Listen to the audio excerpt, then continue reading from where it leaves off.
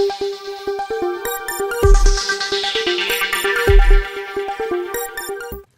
understand the hardship that high inflation is causing, and we remain strongly committed to bringing inflation back down to our 2% goal.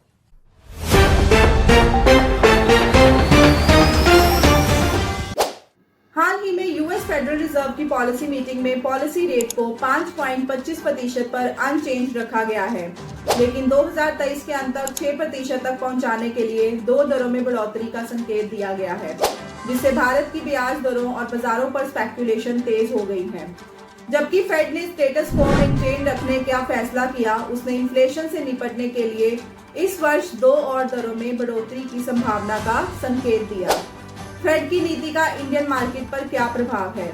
Fade की policy announcement के बाद 29 जून 2023 को Indian market 0.49% गिर गई।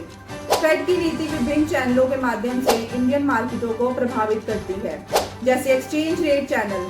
Fade की दर बढ़ोतरी से भारतीय रुपए सहित अन्य मुद्राओं के मुकाबले अमेरिकी डॉलर मजबूत होता है।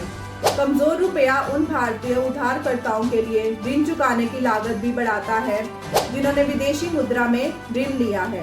Capital flow channel. फेड की दर बढ़ोतरी से अमेरिका और भारत के बीच ब्याज दर का अंतर भी कम हो जाता है, जिससे उच्च रिटर्न चाहने वाले विदेशी निवेशकों के लिए भारत कम आकर्षक हो जाता है। इससे भारत के इक्विटी और कैपिटल आउटफ्लो हो सकता है, जिससे परिसंपत्ति की कीमतें कम हो सकती हैं और अस्थिरता बढ़ सकती है। कैपिटल आउटफ्लो से भारत के विदेशी मुद्रा भंडार भी कम हो सकते हैं और डोमेस्टिक मार्केट्स में लिक्विडिटी की कमी पैदा हो सकती है। Inflation channel. फेड की दर वृद्धि भी भारत की मुद्रास्फीति को दो तरीकों से प्रभावित करती है। सबसे पहले, कमजोर रुपया भारत के लिए इंपोर्टेड इन्फ्लेशन को बढ़ा सकता है, क्योंकि इससे तेल, सोना और इलेक्ट्रॉनिक्स जैसे इंपोर्टेड गुड्स की लागत बढ़ जाती है।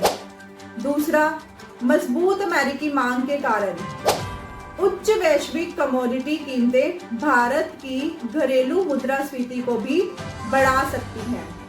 इसका कारण है क्योंकि ये एग्रीकल्चर, मैन्युफैक्चरिंग और सर्विसेज जैसे विभिन्न क्षेत्रों के लिए इनपुट कॉस्ट को प्रभावित करती है। बात करें अगर ग्रोथ चैनल की, तो फेड की दर वृद्धि का भारत की आर्थिक वृद्धि पर दो तरीकों से प्रभाव पड़ सकता है। उसमें से सबसे पहला है, एक strict US monetary policy pandemic से ग्लोबल इकोनॉमिक रिकवरी को धीमा कर सकता है, जैसे भारत की एक्सपोर्ट प्रोस्पेक्ट्स और एक्सटर्नल डिमांड को नुकसान पहुंचा सकती है। दूसरी जगह अगर हम देखें तो capital outflows and inflation pressures के कारण उच्च घरेलू ब्याज दरें भारत की घरेलू मांग और निवेश गतिविधि को कम कर सकती हैं। अब इसके बाद ये जानना जरूरी है कि भारतीय बाजारों के लिए कुछ पॉसिबल सिनेरियोज क्या हो सकते हैं। अगर इनमें देखें तो सबसे बेस्ट केस सिनेरियो ये है कि फेड की दर वृद्धि ग्रेजुअल एंड मॉडरेट है और क्लियर और क्रेडिबल कम्युनिकेशन के साथ है।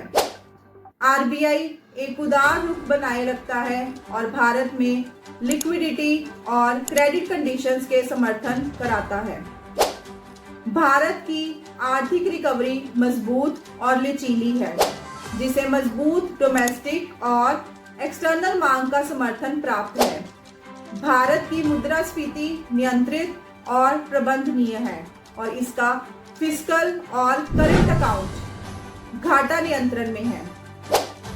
आगे बात करें तो वैश्विक जोखिम उठाने की क्षमता अधिक है और विदेशी निवेशक भारत की विस्तार क्षमता और सुधारों पर सकारात्मक बने हुए हैं।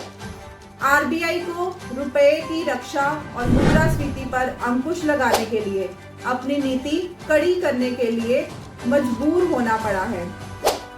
भारत की आर्थिक सुधार कमजोर और असमान है, जो पेंडेमिक से संबंधित अनसर्टेनिटीज और स्ट्रक्चरल बॉटलनेक्स से बाधित है। आशा है कि आपको इस वीडियो में फेड की पॉलिसी के बारे में पूरी जानकारी मिली है। अगर आपके मन में इससे संबंधित कोई सवाल है तो कमेंट सेक्शन में लिखना ना भूलें और अपने एयर न्यूज चैनल को सब्सक्राइब जरूर कीजिए और नए नोटिफिकेशंस के लिए बेल आइकन पर क्लिक जरूर करें। धन्यवाद।